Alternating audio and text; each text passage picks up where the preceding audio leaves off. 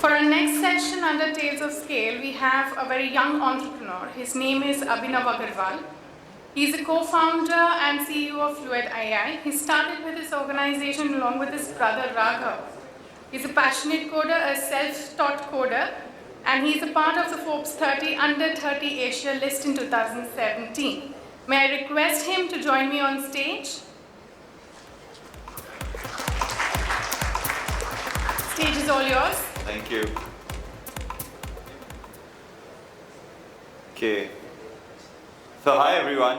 Very excited to be here. I think we heard a great story and an amazing journey right before.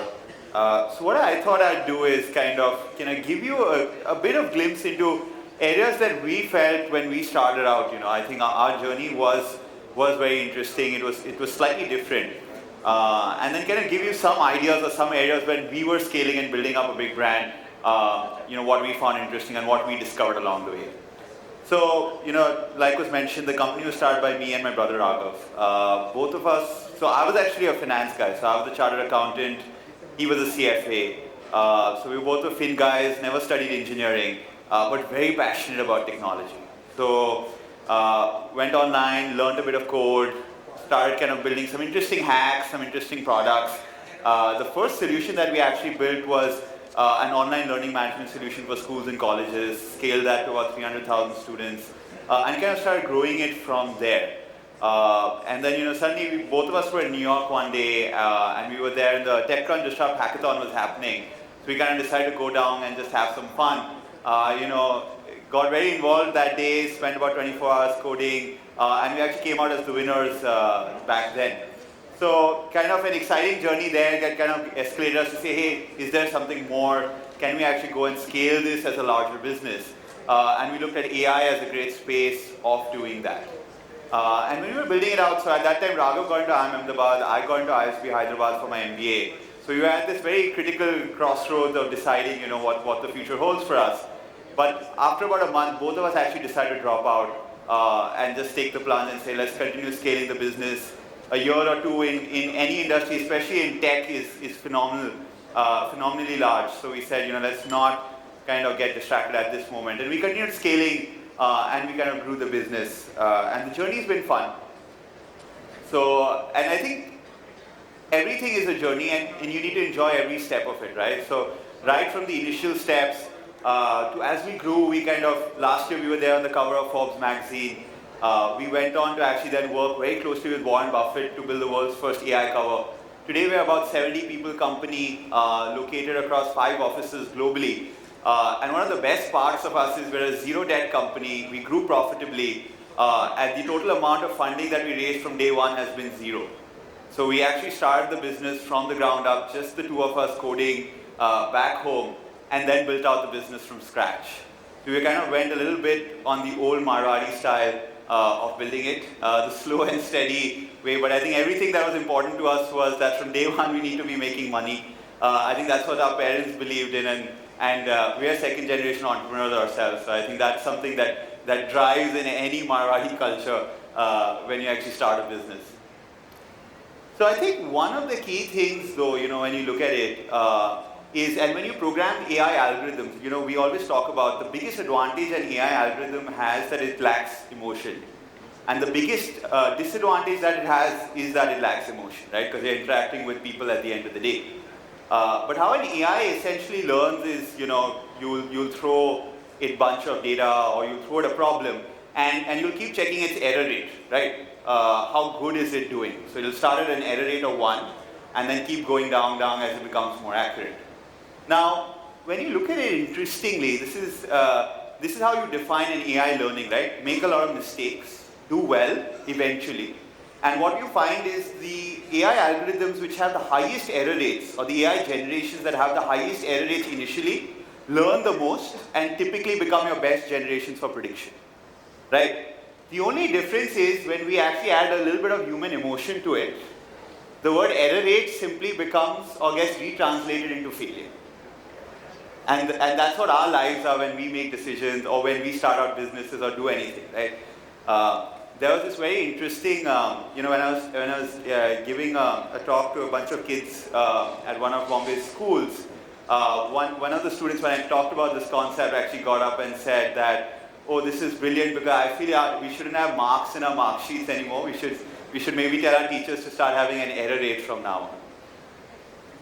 So I think it's key to kind of look at those areas and say, can we actually improve our error rate and not kind of look at failures within an organization as these big things that people are suddenly seeing as a part of your appraisal, a part of your productivity, because you're essentially killing risk within the organization. This is another interesting one. This is a popular optical illusion. We've all seen it when we were kids. Top one looks brighter when the background is there, bottom one looks darker. And then when you remove the background, you know that it's kind of the same. What's interesting to note though is that when you reintroduce the background back, right, suddenly it still looks top one darker, bottom one brighter, right? I introduced to you new information. I gave you very concrete computerized evidence that it's the same, but your brain refuses to agree with you, right, at the end of the day. And I think that's what happens in most organizations. You might come to a talk like this and hear some amazing speakers. I think we heard some great speakers throughout the day. And everything looks crystal clear, right? You go back and say, oh, perfect, I now know how to solve for my organization. And then suddenly you come back and you go back to work, you have a couple of meetings, and everything starts looking like this again, right?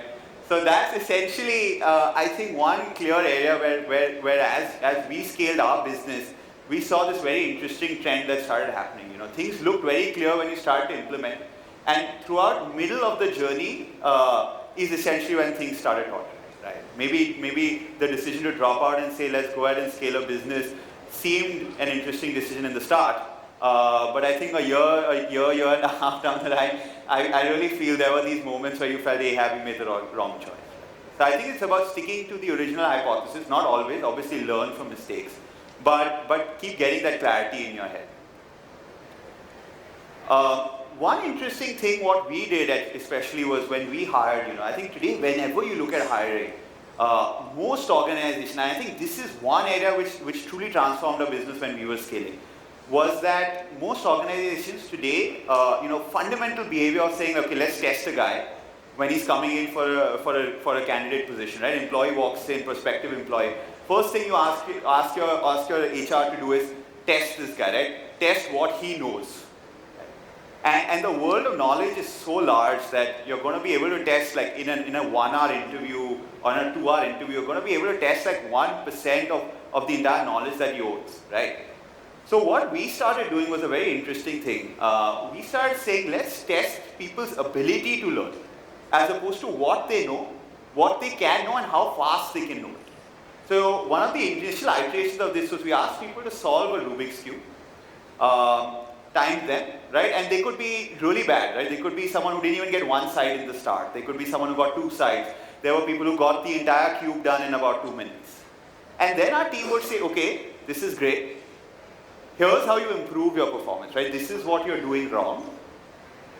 This is how you solve a cube better. Think 3 steps ahead this way. This is where you went off last time when you tried solving, you got close. Now solve it again. And then when they would solve it again, you see the delta, right? How much did this guy pick up in that particular moment in time, right? And that delta is what you should be measuring in your organization when you're hiring people. Because when you get in people who know a lot of stuff, they're going to come in at a base of here.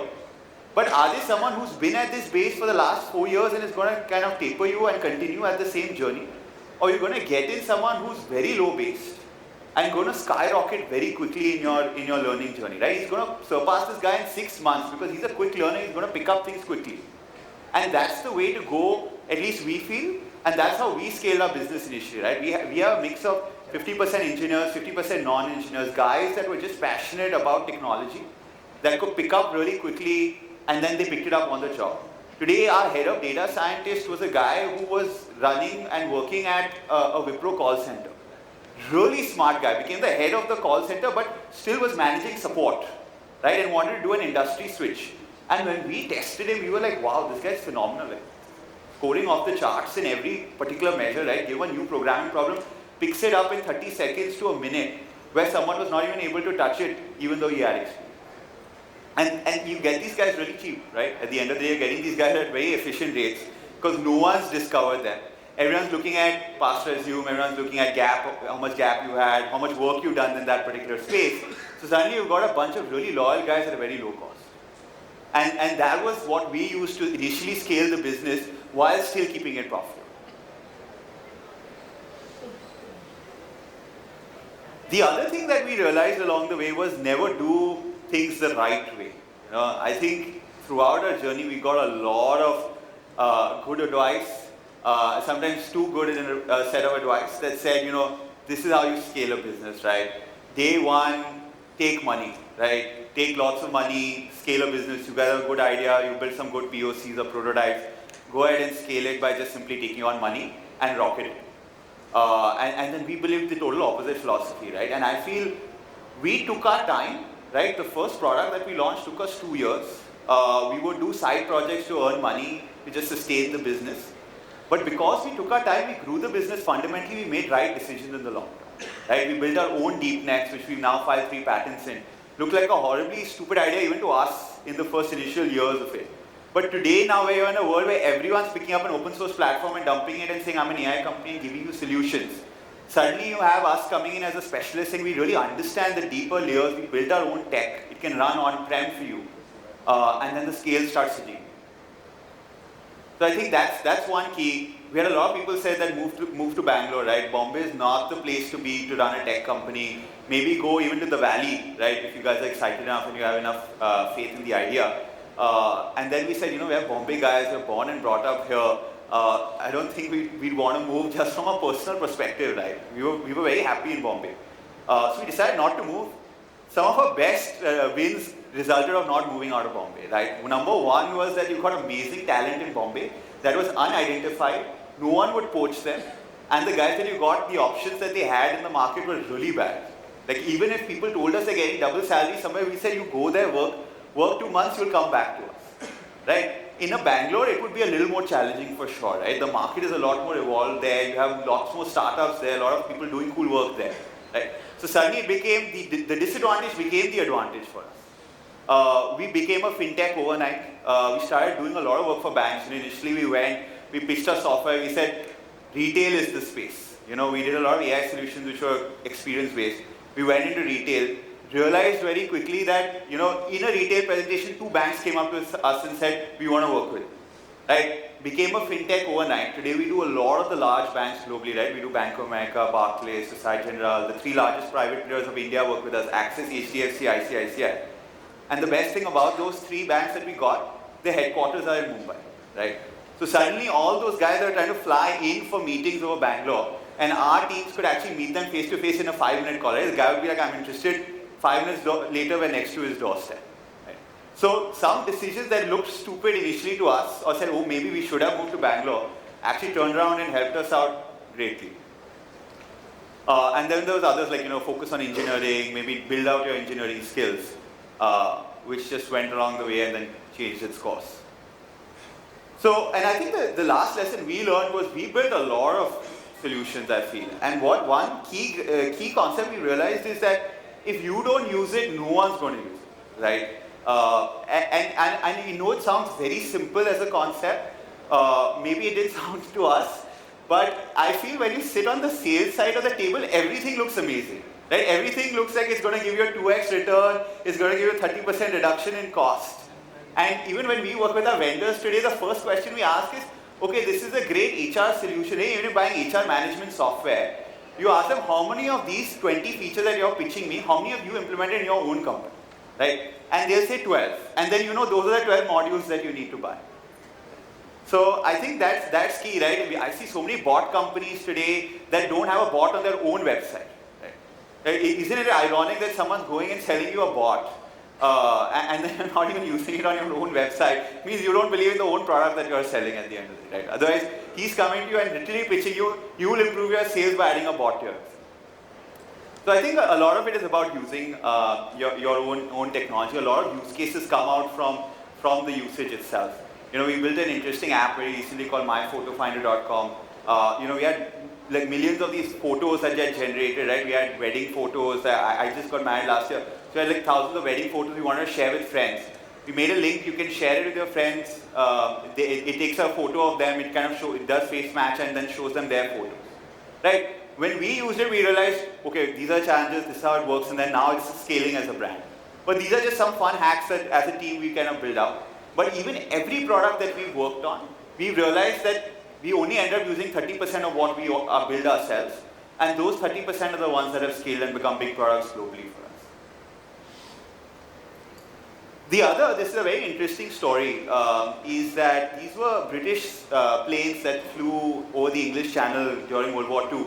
And a bunch of scientists went and said that they would come back from the English Channel, very few would make it back, because obviously heavy artillery would hit them. They built a plot point of, this is the red dots are where a lot of bullet marks or artillery marks were on the planes, and people said, oh, this is a simple solution, just armor the red areas and your planes will be much stronger and then you'll be fine. What ended up happening was they did the armory, they did everything, same failure rate, right? Same number of planes going down every year over the English Channel. And what they realized was we are only studying the planes that are coming back. Planes that are coming back means that even if they took a hit there, nothing happened to them. They managed to still come back. So what they needed to do was actually armor the exact opposite areas, right? Armor the areas that are between, which are not marked red, because those are your secure areas. So I think too many times as organizations, we've done it ourselves, right? We study a Google, you study a Microsoft, but I think the key ones you have to study is a Netscape, right? Why was a Google Chrome able to destroy, or an Internet Explorer able to destroy a Netscape, right? So I think we've learned now to learn a lot more from companies' failures. I think so many books are written about company successes, right? You read a book on Elon Musk, but you should read a book on the two guys that founded Tesla before Elon Musk took it over, right? Those are the guys who will teach you why Tesla worked when Elon took it over and not when those two guys were in power. This one's a fairly simple one. I think this one's now given, build fast, launch quickly. I think globally everyone's kind of gone to the model saying build quick MVPs, test around in the market. So I don't want to kind of cover too much of that. And invest in ideas that give you returns in the long run. Right? So I think I'll close out here, but what I wanted to leave you with was this was an interesting project we did. So I'll leave you with a few words from Warren Buffett himself. And so this is what we did. I said, what does this mean? First ever AI cover. What does that mean? Well, Warren worked closely with us and a company called Fluid AI. You take a picture of that cover, and a three-dimensional image, holograph of Warren pops up. So I'll show it to you. And these words of Warren are actually very... Could we play the video? Yeah, thank you. These words from Warren are very... Hi, I'm Warren Buffett, and we're celebrating the 100th anniversary of Forbes magazine by answering your questions. Thanks to artificial intelligence, you and I can have a conversation. So ask away. Anything about business, finance, or my personal journey. Click on the microphone at the bottom of the screen to ask me questions. Warren, what should I invest in? Invest in yourself. You can't beat it. So I think that's the mantra of the day, invest in yourself, and I think the future is yours to behold and be big successes with. Thank you everyone, it's been a lovely audience.